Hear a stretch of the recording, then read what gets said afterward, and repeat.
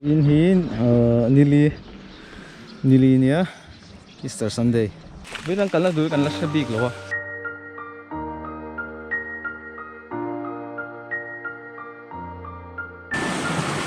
Chim anh lâu với cả. Wow.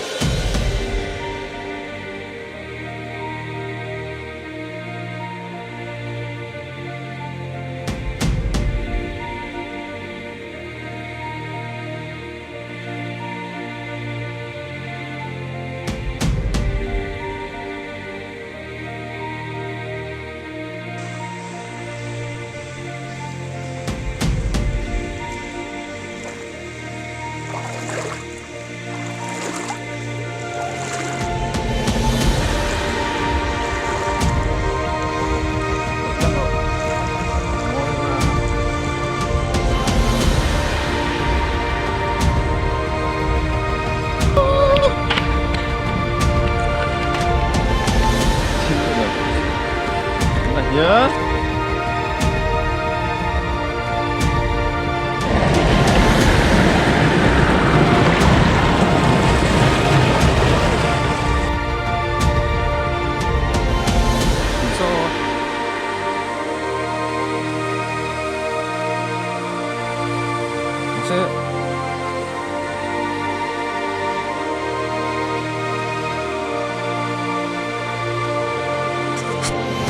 tuna hian daruk le minute li ari ne ka he bai khat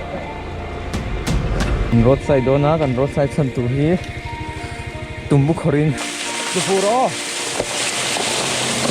na ni tuna hian engzangi khat ni thum li nga ruk sari tumbu basari khor zo de na rục lấy chân này bé rất mình bị này mà tụi này hiền công chân về chứ còn cân tổ mấy thầy